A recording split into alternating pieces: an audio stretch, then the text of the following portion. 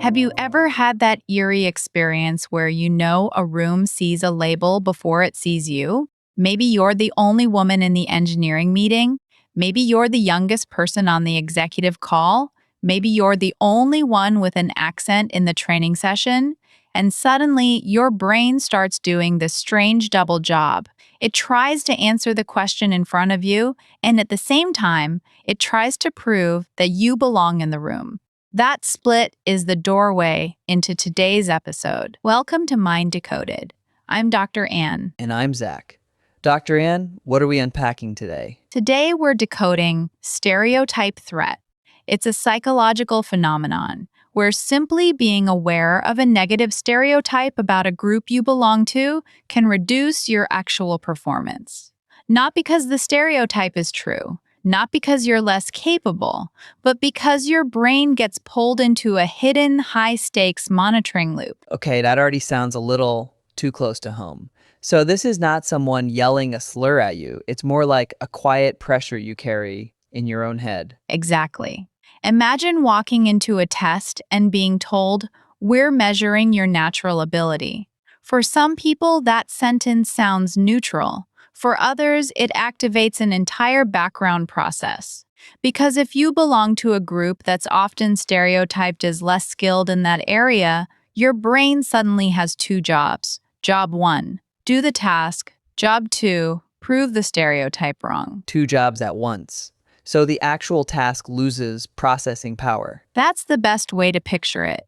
Think of your working memory like the RAM on a computer. It can hold and process only so much at the same time.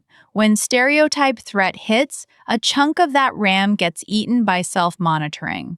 Did I pause too long? Do I look nervous? Am I confirming what they think? The math problem, or the pitch, or the interview just gets the leftovers. Wait, that is literally me every time I present numbers to finance leaders. I carry this quiet story that I'm the creative guy, not the numbers guy. And the second I start talking about revenue projections, my brain splits. One half is presenting. The other half is scanning their faces for proof that they think I'm not analytical enough. That is a perfect example. And notice the label you are carrying may not even be a hostile one. It's almost a backhanded compliment, the creative one, the idea person. But if the room has a strong analytical identity, that label can become a threat. It makes you watch yourself instead of doing the work. So it's not that I'm bad at numbers. It's that a piece of my brain is busy trying to disprove the idea that I'm bad at numbers. Exactly. And that piece of your brain is not free. Let me walk you through the landmark research that made this impossible to ignore. Please. In 1995, psychologists Claude Steele and Joshua Aronson ran a study at Stanford University. They recruited Black and white college students who were matched in academic preparation. Then they gave them some very difficult verbal questions. Here is the twist.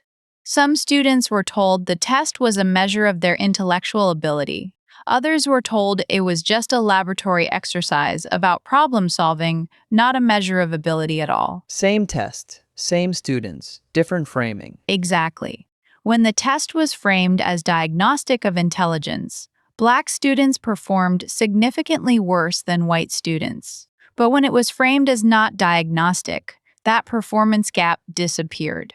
These were students of the same academic caliber. The only thing that changed was whether the task felt like it could confirm a harmful group stereotype. That is genuinely astonishing, because most people would hear that result and think the test itself must be biased. But the test was the same. The meaning attached to the test changed the performance. And that's the part that rewired how I think about ability.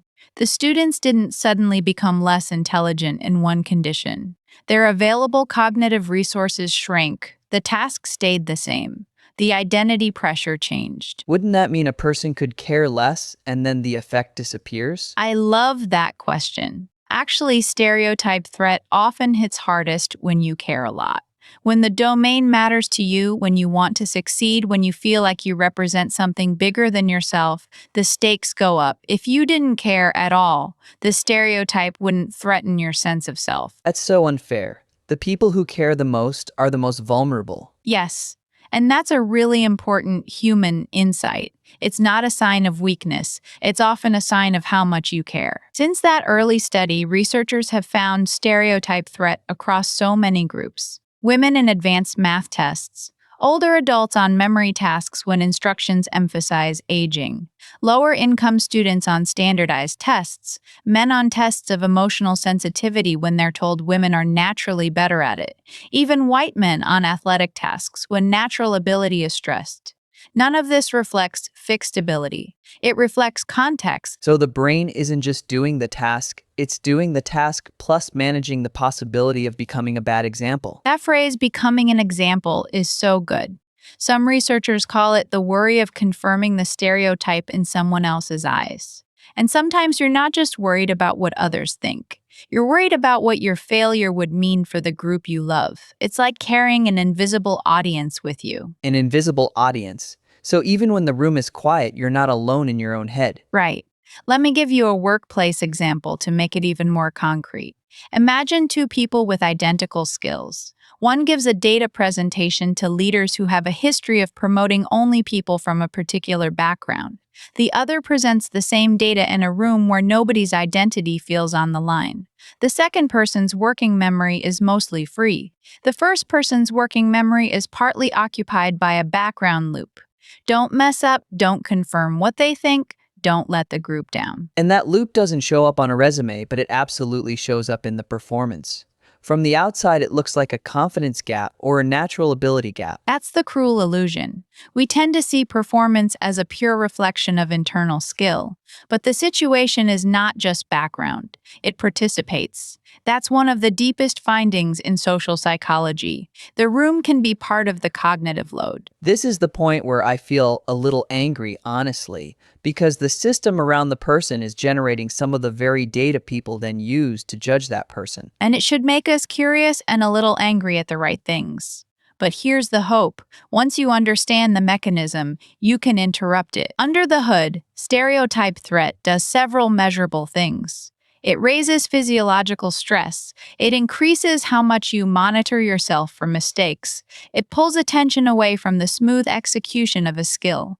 And it leaves less working memory for the task itself. So my brain is doing an error scan while I'm trying to speak. That would explain why I suddenly forget the simplest word in a pitch. Exactly. Speech is usually automatic until you watch yourself do it. Think about walking down a flight of stairs. If I ask you to describe exactly how your foot moves on step 3, you might actually stumble. Stereotype threat can do the same thing to a performance you've practiced. It turns you into an outside observer of yourself. That's such a vivid picture. I've literally tripped over my own feet because I was thinking about not tripping. And once you see that, you can't unsee it. Most people assume their struggle means they don't have the talent. The science tells a very different story. The struggle can come from where your attention is placed, not from a lack of ability. So why does the brain do this? Why would it spend energy on monitoring instead of performing? In an evolutionary sense, belonging was survival. Being excluded from the group could be fatal, so the brain treats signs of rejection as high-priority information. When you suspect your behavior might confirm a negative group stereotype, your brain flags it as a social danger, and danger gets bandwidth. So it's not a character flaw, it's a brain feature that's trying to protect me, but it's misfiring in a boardroom. That's exactly the frame I want everyone to hold. And look, once you understand the mechanism behind this, you might actually feel more compassion for yourself. Because this isn't a flaw in who you are. It's a brain feature responding to a context. That's genuinely comforting, because I've beaten myself up after bad presentations and said, see, you really can't do numbers. But maybe I was carrying an identity tax. Identity tax is a useful term. Some researchers describe it as the extra cognitive and emotional labor that comes from managing how you're seen. And when that tax is high, the performance looks different, even when the skill is exactly the same. That reframes so much. It also makes me wonder about the long-term effects. If someone keeps feeling that identity tax, might they just step away from the whole field? Yes, and this is a crucial part of the research. Over time, repeated stereotype threat can lead to what psychologists call disidentification.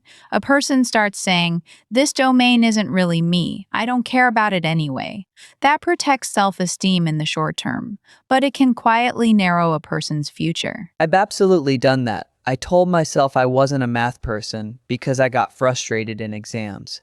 But maybe some of that frustration was earlier moments of being treated like the language kid. I stepped away from something I never really got to explore with a clear head. That is a hard and important realization.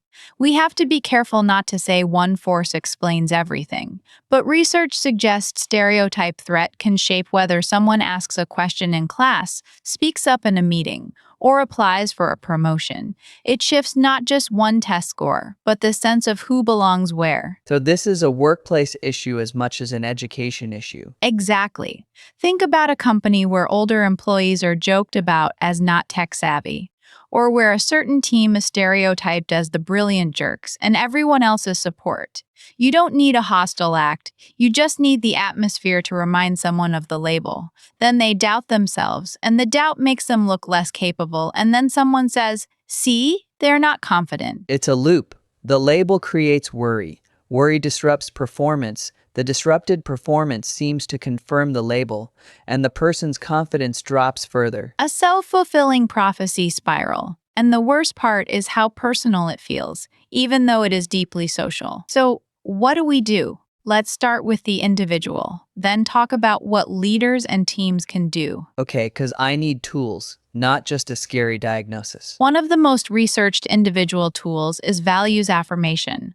Before a high stakes task, spend a few minutes writing about a core value that matters to you. Your relationships, your humor, your creativity, your resilience, just reminding yourself that you are more than the one dimension being judged can protect your performance. That sounds almost too simple. It feels that way, but studies have found that a short values affirmation exercise can reduce the performance gap under stereotype threat in real classroom settings. It helps you step back into being a whole person instead of a stereotype on trial. So it's not positive thinking, it's context shifting. The story becomes, I am not only this test. Right. Another tool is repraising your physiological arousal. Before a big moment, your heart beats faster. The brain can read that as danger, but the same activation can be read as readiness. Research on stress reappraisal suggests that telling yourself, "This is my body preparing me," can change how you perform. Stage fright and excitement are nearly the same body state. I get to choose the label I put on it. Beautiful. And for stereotype threat, the story was given to you by a stereotype. You can write a new one in the moment. You can even name it out loud in your head. "Oh, this is stereotype threat. My brain is running a background scan.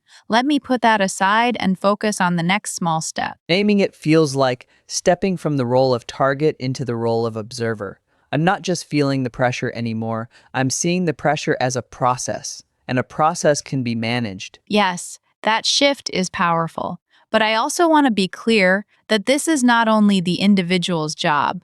Leaders and organizations can change the frame. If you want to reduce stereotype threat on a team, stop framing tasks as tests of natural brilliance. Emphasize growth, learning strategy, and collaboration. Normalize mistakes as part of real work. So instead of saying, this project will reveal who's really seen your material, say this is a hard problem we're going to learn from. Different psychological contract. Precisely. You remove some of the identity tax. You tell people they can spend their working memory on the task instead of on defending their belonging. And if I'm a manager, I could also check the way I give feedback. If someone already worries they're being seen through a stereotype, then a normal piece of critical feedback can land like a verdict. That's a thoughtful point. You can make feedback more identity safe by being specific about what to improve, affirming your confidence in their ability to grow, and putting the focus on the work rather than on what the person is. Small shifts, but they communicate. You belong here. There's a term for that, isn't there? Identity-safe environment. Yes. Researchers have found that identity-safe cues, like having diverse leadership, communicating that struggle is normal, and valuing different perspectives, can reduce the threat. It's not about being soft, It's about being clear enough to let people do their best work. So the brain can stop scanning for rejection and start solving the actual problem. Exactly. And that's the bigger point. When people can use their full working memory, they are more creative, more accurate, and more present. If this episode made you see a moment from your own life a little differently, we'd love for you to subscribe to Mind Decoded. Hit the bell so you don't miss the next conversation. We decode one psychological concept per episode, and every one is designed to make life feel a bit more understandable. And in the comments, tell us about a time when a label got into your head before you even started. We read those stories, and they help new listeners know they're not alone. Now, before we go, let's leave you with one concrete thing to try. The next time you're about to enter a high-stakes situation, take 10 seconds. Ask yourself, what am I carrying into this room that doesn't actually belong to me? The answer might be a stereotype, not a truth. Then take one full breath. Then give the task your full attention, not your self-surveillance. That's going into my calendar before every pitch from now on. That's a beautiful place for it. You are not a label. You are not a score. You are a person with working memory. Spend it on what you actually want to do. Thanks, Dr. Ann. That felt like permission I didn't know I needed. And honestly, that permission is exactly what the research points to. See you next time on Mind Decoded.